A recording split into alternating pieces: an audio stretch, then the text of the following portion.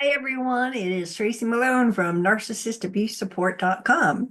Today I would like to talk to you if you are going through a divorce with a narcissist and you are unable to move out of the marital home, which is that you are now living in the house with the person that you're divorcing. And in any situation, that is never a good thing. It's never fun. It's always very weird. But when you are with a narcissist, it could be downright emotional warfare, right? If you have to live under the same roof, it might be because of, financial limitations. You can't afford two places. Custody, you haven't decided. The court forces you to cohabitate with them. Um, and get along, right? So if you're forced in that situation, you don't have the finances to get out, then you are in a battleground, right? It doesn't stop because things have filed. It always escalates. And I want you to know that this is, if this is happening to you, that it's sadly kind of normal that they almost like take over their turf and sort of, decide this is their house and you have no right to be in there. And they get angry and they get very volatile. And so when this happens, the emotional abuse is going to ratchet up. So if you were, six of emotional abuse, stress, they're going to push the pedal down and go up, right? If their power is threatened, they retaliate. And uh, you'll see more blame shifting in the house. You'll see sometimes silent treatment where they're just, psh, it's like you don't even know they're there. Or they come down and talk to the children and just blindly ignore you in front of them, right? Then there's also just absolute open in the, all over there hostility, right? They are doing this to keep you off balance. They are doing this to trigger your reactions. And in many cases, they're doing it to trigger your reactions to record you and show how unstable you are, or to use that and show neighbors or friends or family or their lawyer, look how crazy they are, right? Because this is what they did, right? So, what do you do when the emotional abuse sort of escalates and gets worse? The most important thing is documenting it, right?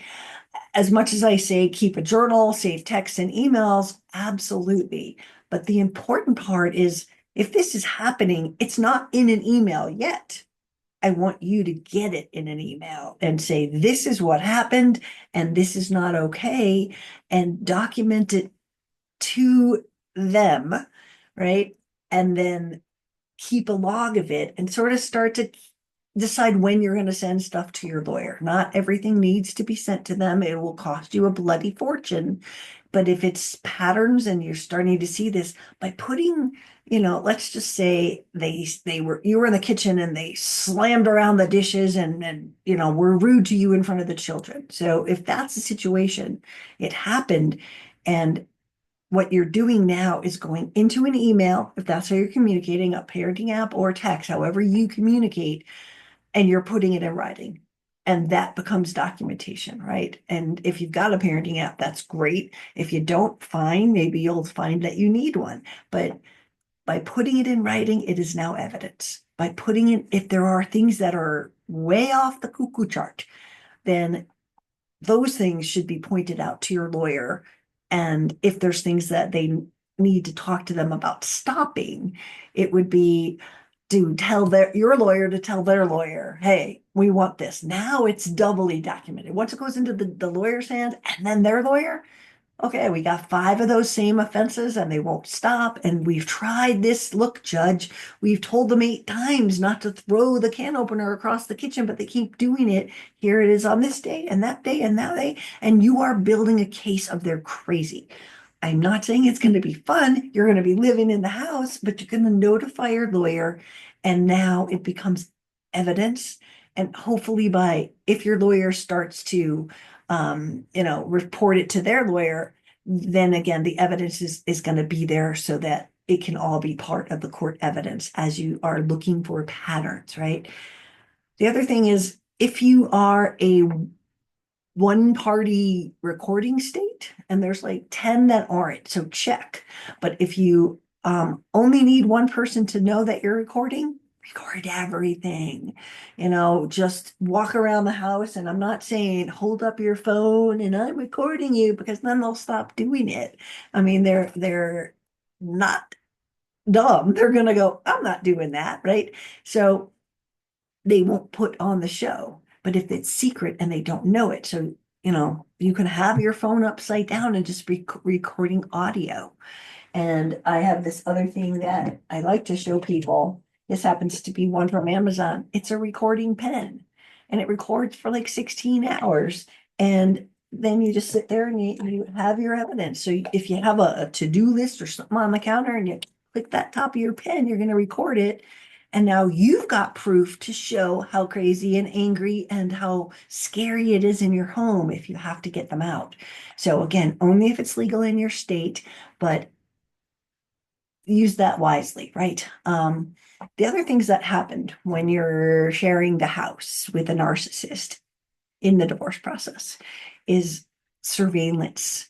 This becomes the time for them to plant the surveillance stuff in case they have to move out later. They start to put keyloggers on your computer, right? When you just run out to pick up the kids, you don't know that for 5 minutes your computer was open and they installed this software. And basically what a keylogger is, if you've never heard of it, is everything I type on my computer is now attached by software to their computer. Sometimes they're really sophisticated and it's just recording every website, everything you've ever said, lawyered letters, documentation materials. They could be getting that with keyloggers. So if they start to sort of know things that they shouldn't know, or you notice something weird on your computer, you can bring it to Best Buy from what I understand. And don't quote me, it's not everywhere, but I do know that they do this in our area. You can just bring them the computer and have them check to see if there's a keylogger software on there.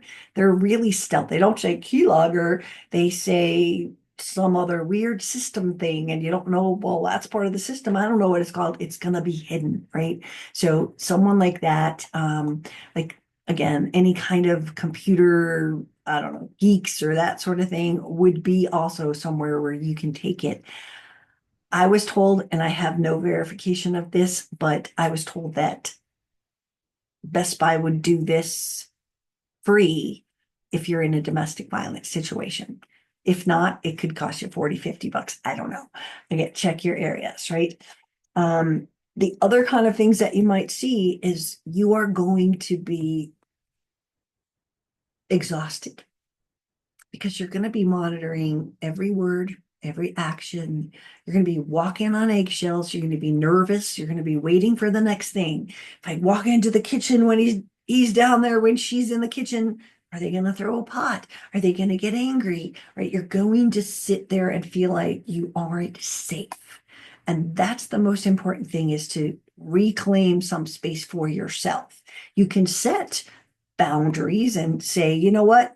You get to watch it in the den and I'm going to watch it in the living room, or I'll watch it in my room. You can put locks on your door if you're going to have a separate bedroom. I hope that you do. I've had people sleeping in the dining room. That's still better than sleeping in the same room. But I know people that have had to do that as well. They didn't have another room. They didn't have anything, right? But you need to set up boundaries. Again, a lock on your door, absolutely. This is for when you're out. And that way they can't get in, and you know that everything is that you put in there is safe. Your journals are not being peeked in. Your computer could go in there when you leave. When your computer is left in the house at any time and they're there, again, the keylogger, I just thought of something else.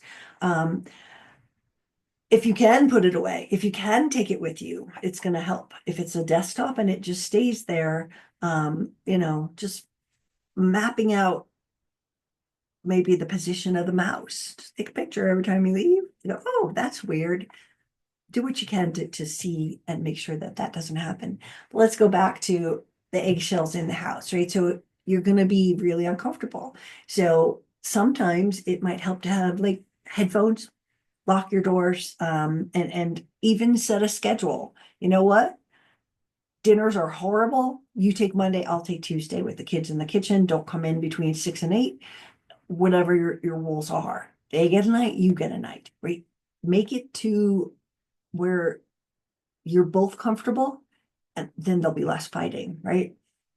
This leads us into the next thing, of course, which is weaponizing the children.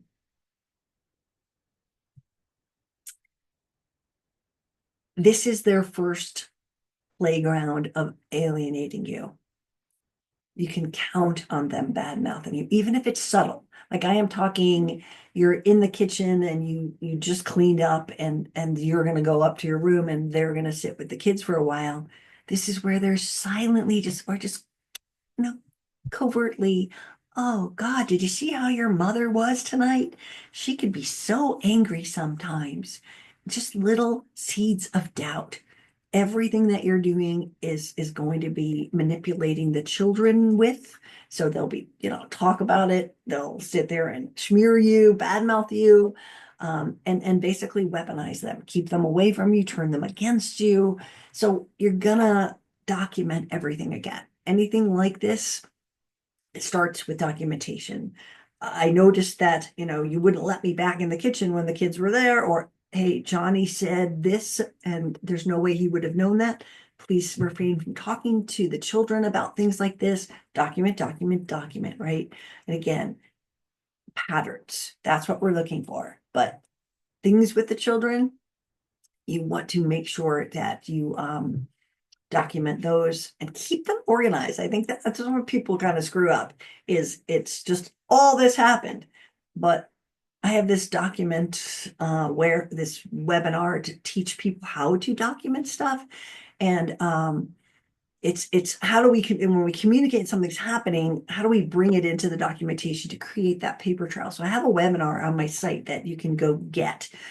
It will help you understand what the judge is looking for and its patterns. So it's, okay, we have all this stuff. And if you're just going, blah, blah, blah, that's a lot. But if we take it and we go, bad parenting, put that in that worksheet or on that page.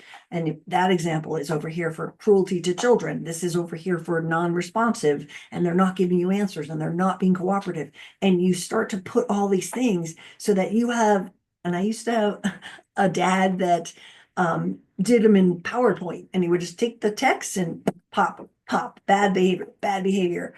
And then when it came time, you got 20 examples of bad behavior with the date, so you know where everything's coming from. But then you pick and you go, oh my gosh, what's the worst 5?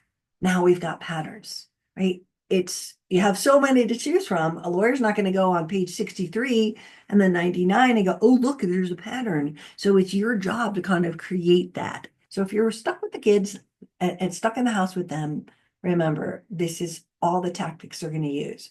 The other thing is, even though you're in the house, you might find yourself locked out of the accounts.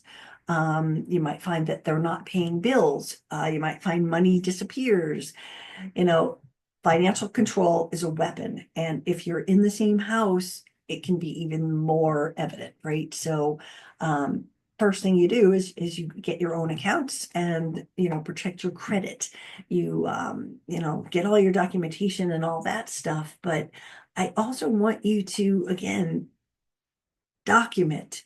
They won't let me have money and I need it. So you're putting into your texts, your emails, whatever it is, and you're going, I noticed that you took all the money out of the checking account.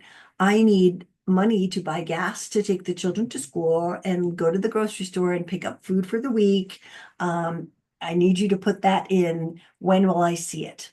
And then they don't put it in, and we hit them with another text or email, whatever your modality is. And you go, this is the 3rd time I've asked you. I need money to buy food and gas to take the kids to school. And you are documenting a paper trail. And then when it's complete and they still haven't given you any money, now you've got all of this escalation from just nicely asking them, I need money for these things for the kids. Or again, if you don't have kids, I need this. We have to pay the electric bill, whatever it is. Then you're starting to show financial abuse, right? By documenting it to them. And either if you get no answer, thank you very much for the evidence. If you do get evidence, if you do get a response back, you hold them to it. Oh, I'll put $100 in by tomorrow. Okay, well now it's tomorrow. What time tomorrow were you thinking? Because it's 4 o'clock and I still haven't seen the $100. I'm waiting. I need to get the kids school and gas for school and food.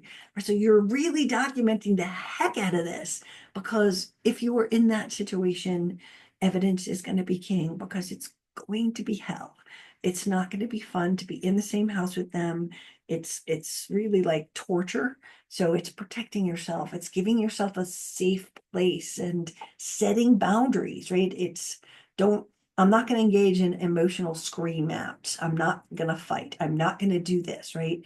If you have logistical things that you have to talk to them about, the kids have soccer on Tuesday and blah, blah, blah, right? Then you do it in writing. You avoid having to have communication because you've already put it in writing, right? And then you all know about gray rock. So gray rock is where you don't tell them anything that they can use against you. It's neutral, it's boring, and you deflect any attempts to provoke or manipulate you. You're just like, that's all I'm giving you. Just the facts, ma'am, right? Just the facts. So gray rock is don't get hooked into the emotional crap they're trying to pull you into. You have to know that divorcing a narcissist is going to be the hardest thing that you'll ever do. But when you're having to live with them, you have to learn to reclaim your peace and your power right from the start. You have to set boundaries. You have to report when they are not doing what they need to do. And if you are curious, how do I create this documentation? Because I personally gave 5,000 sheets of paper to my lawyer. Probably cost me $10,000 to have him read it. Don't waste your time. Build the documentation the right way. Go to my website, narcissistabusesupport.com, and any of the divorce pages, and I think that's in the menu too. You can find how to find this documentation and communication webinar. It's cheap, it's easy, and in an hour, you will know what the judge needs, and you will build a really good package and protect yourself. So this is Tracy Malone. I coach people from all over the world. I am, oops, I forgot this factoid. I am the author of Divorcing Your Narcissist. You can't make this shit up. So if you are divorcing a narcissist, I promise you this will help. And until next time, thank you so much. If you're listening to me on a webinar, thank you again. If you haven't subscribed, please do. I am at narcissistabusesupport.com. Get on my mailing list. We have all kinds of great resources and things that might help you heal. All right. So thank you, and I'll see you again next time.